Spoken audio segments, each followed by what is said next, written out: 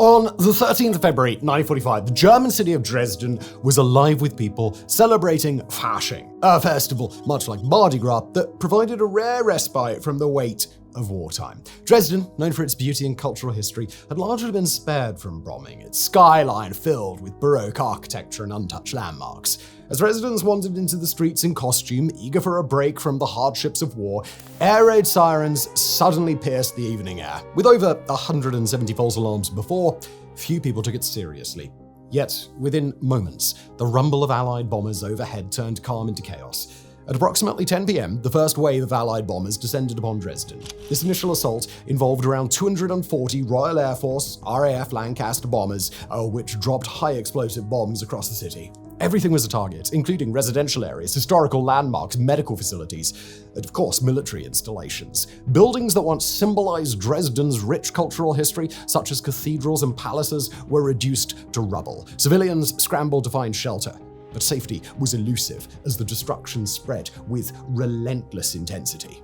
At the train station, thousands of civilians gathered, hoping to escape the worst. The station quickly became a scene of horror as bombs tore through the waiting crowds, leaving bodies scattered across the tracks and platform. Entire families perished together, and survivors struggled to comprehend the carnage around them. For those in hospitals, the attack was a surreal nightmare. Klaus von Ferendil, an injured SS officer confined to his hospital bed, watched in disbelief as explosions closed in. He, like many Dresdeners, had taken the sparing of the city up until that point as a sign that it was being spared from destruction thanks to its unique historical and cultural status. He was now learning just how wrong that assumption had been. He, through little but fluke of fate, would survive the raid, but many of the other patients wouldn't be so lucky, as a combination of smoke, fire, and eventual building collapse blocked all potential routes of exit and sealed their fate. The initial bombing paused after 30 brutal minutes. Sirens sounded the all clear, and rescue teams from nearby communities poured into the city, searching for the injured and retrieving bodies. Yet as they worked through the smoldering wreckage, another wave of bombers appeared around 1:30 a.m., this time carrying incendiary bombs. This was a strategy that was every bit as ingenious as it was macabre, as the first wave hadn't actually been intended to kill, but to destroy, and by doing so, the whole city, with debris now strewn every which way, had been transformed into a tinderbox ripe for ignition. Dresden was quickly transformed into a furnace. Fires leapt from one building to the next, easily finding a path across the rubble that now filled the streets, consuming whole blocks within minutes. Temperatures then soared to around 1,500 degrees Celsius, melting glass, stone, even metal. The inferno also created a vortex effect, sucking oxygen and everything flammable toward its core, turning the streets into a firestorm, an actual incarnation of hell on earth. Survivors attempting to escape were met with walls of flames, with no way to tell which paths led to safety and which led to certain death. And unbelievably, things got worse still, because in places, the firestorm was drawing in oxygen with such force that people were pulled up off their feet and sucked in along with it. In the heart of the inferno, where temperatures peaked, clothes were ignited, and skin blistered simply from proximity to the blaze.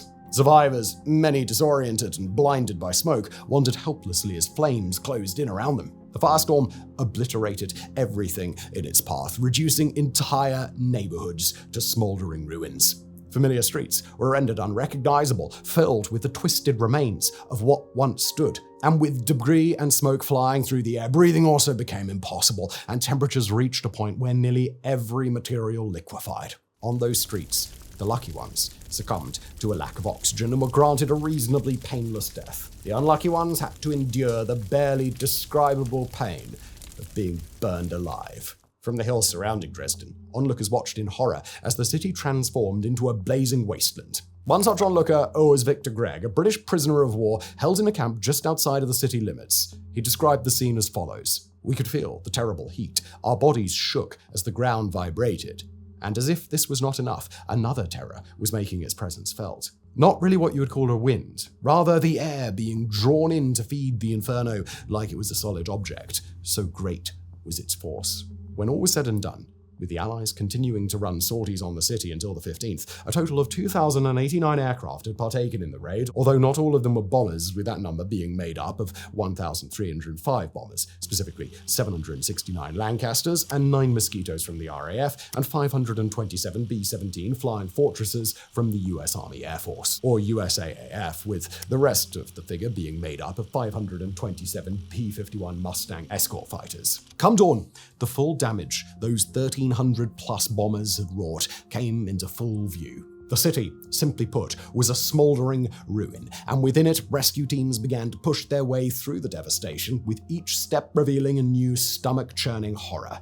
Entire streets had become graveyards. Some bodies were charred beyond recognition, and others had simply melted, now being little but pools of gore, the only reminder of their once being human, the bones piled in the middle of the pool. One rescue worker even recalled finding a mother and child still clasping in a final embrace, their bodies melted together in unholy union by intense heat. The scene was no better in many of the city's air raid shelters, if not worse still. Some had survived through pure chance, do note, but many hadn't, with every person inside laying dead. For some, the cause had been asphyxiation, with the shelter's air supply simply being cut off by collapsing rubble. For others, it was smoke inhalation, as their shelter's air ducts had not been designed for weathering such an intense firestorm, and so they became funnels, sucking in all the surrounding smoke and condemning those inside to death through smoke inhalation. The worst scenes of all, however, were found in those shelters that had been penetrated by the flames, for there, all that was found was an ankle-deep pool of nightmarish greeny-brown liquid with a myriad of bones floating atop it. And, what with Germany's ever-worsening war situation, many of these shelters weren't even opened until after the war had concluded, by which time many of those who had died of asphyxiation or smoke inhalation had completely mummified. Even Dresden Zoo shared in the devastation, as best described by Otto Sailor Jackson, its animal inspector, who said the following regarding what he witnessed upon his return to the zoo. To quote him, "The elephants gave spine-chilling screams. Their house was still standing, but an explosive bomb of terrific force had landed behind it, lifted the dome off the house, turned it round, and put it back on again. The baby cow elephant was lying in the narrow barrier moat on her back, her legs up in the sky. She had suffered severe stomach injuries and could not move." The quote ends. And well, this, rather tragically, brings us to a part of the Dresden story that we have to address, although we really wish that we didn't have to. And that's the lies and revisionism. There's no nice way to say this, but neo-Nazis and apologists for the Nazi regime just love the bombing of Dresden, although they always claim to the exact contrary, and they love it because it provides fertile grounds for them to manipulate the reality of events and tug at some heartstrings in order to try and spread their poisonous message, and rather than simply ignore such types, as we may initially want to do, would far rather grab the bull by the horns and deal with it, for it is in ignorance that claims such as theirs persist. And let's begin with the matter of the Allied air crews strafing civilians and, indeed, zoo animals on the ground. This claim, simply put, doesn't have a single shred of evidence supporting it. It comes from David Irving, a man 3 times convicted for libel and described by Hope Not Hate, a British anti-extremist advocacy group, as a Holocaust denier. He made the claim in his 1963 book, The Destruction of Dresden, within which he claims that, quote, "The American fighter planes also strafed the Tiergartenstrasse. Casualties on record here include the choir inspector, seriously wounded, and one of the choir boys killed. Everywhere where columns of people were trudging in or out of the city, they were pounced on by the fighter planes and machine-gunned or raked with cannon fire." The claim is absolute nonsense. The choir boy, to which Irving refers, was killed, but by a British bomb, not strafing. Such misrepresented facts are, rather pathetically, Irving's MO, as he takes real sources, lies about what they say, and then just hopes that no one will ever take the effort to fact-check him. But look, unfortunately for Irving, fact-check his claims we have. If you want to know what a real historian has to say on the matter, Dr. Helmut Schatz spent the better part of a decade investigating the strafing stories from Dresden, and he concluded that no such attacks on civilians had happened. And then there's the death toll, which most contemporary historians, your Anthony Beevors, your Frederick Taylors and the like, all place in the region of 25,000. This figure, while beyond tragic in its own right, isn't enough for the revisionists, with David Irving instead placing the figure between 135 and 250,000 at different stages of his career. And where did he get these figures from, you might be asking? Well, that would be by blindly believing the assertions of none other than Joseph Goebbels, the Nazi Reich Minister of Propaganda, a man who, some might say, had a bit of a vested interest in inflating that number. Revisionists will also claim that Dresden was a strategically unimportant target, either leading you to believe or even saying outright that the city was raised out of naught but vengeful spite. This claim, however, is debunked from a British intelligence report from the 25th of January 1945, which states that, quote, Soviet success depends on the result of a race between the arrival of German reserves and the loss of the Russian advance owing to logistics difficulties and the distraction of forces on the flanks. That was the reason that Dresden was bombed first and foremost, to aid the Soviet advance with the general ever-present goal of demoralizing Germany and destroying its industrial base more broadly, also acting as secondary factors. And further to that second point, destroying Germany's industrial base, revisionists will also underplay the city's contribution to the war effort, with David Irving saying that, quote, in recognition of the city's lack of any obvious military significance, the Reich government had turned increasingly to Dresden as a haven for administrative departments and commercial offices, end quote. And while the part about Dresden becoming an ever more important administrative center is indeed true, the claim that precedes it is a complete lie, as in reality, Dresden was home to over 110 industrial enterprises that manufactured war materials, including everything from bullets to aircraft parts. All of that, ultimately, is but a surface-level debunking of the revisionism that surrounds the bombing of Dresden, as indeed whole books have been written to set the record straight. For our purposes, however, we just wanted to say that this counter-narrative exists and debunk a few of the big lies. The legitimate debate all centers around the idea of justification. Or, to put it more bluntly, and indeed macabrely, was what was achieved worth 25,000 lives and the complete destruction of a culturally precious city? One who argues that it was not is Anthony Grayling, an influential British philosopher who discusses the matter in his 2007 book, Among the Dead Cities: Is the Targeting of Civilians in War Ever Justified? For him, regardless of the wider context and situation, the bombing of civilian populations is simply an unacceptable act in warfare, period. Not that he refutes that moral imperative behind destroying a regime as morally repugnant as Nazi Germany, do note, as indeed he is very clear that he believes that to have been a most noble goal. It was just that for him, the bombing of civilians was not how such an end should have been achieved. Expanding his ideas further, Grayling references how Allied officials knew their actions would inflict massive civilian suffering, yet persisted, particularly in the last months of the war when German resistance was already crumbling. He also stresses that even if such tactics did contribute to an earlier victory, they risked transforming the liberators into perpetrators of unjustifiable violence, undermining the moral imperative behind an anti-Nazi war effort. Then there is the historian Richard Overy, who presents a more nuanced and approving take that explores the strategic intentions behind the bombing campaign. While he acknowledges that the raid on Dresden resulted in high civilian casualties, he also highlights the role of the bombing in damaging the German war economy and reducing the Wehrmacht's fighting capacity. Further, he also draws attention to the fact that the Allies faced a serious dilemma in the absence of sufficient resources to mount an immediate large-scale offensive into the German heartlands. Thus, the bombing campaign, despite its blunt nature, was the only means available to weaken Germany's defenses until such an effort could be greenlit. He also stresses that Dresden's role as a transportation hub also rendered it a target of strategic relevance, though he does say that in his opinion, the city's industrial output, which he personally deems to have been relatively limited, did not warrant the total destruction of the city. He also points to the lessons Britain had drawn from earlier attacks on its own cities, such as Coventry, arguing that Britain's leaders were not unaware of the suffering they might inflict, but still felt compelled to act in light of Nazi brutality. As for Anthony Beevor, author of more World War II histories than we've had hot dinners,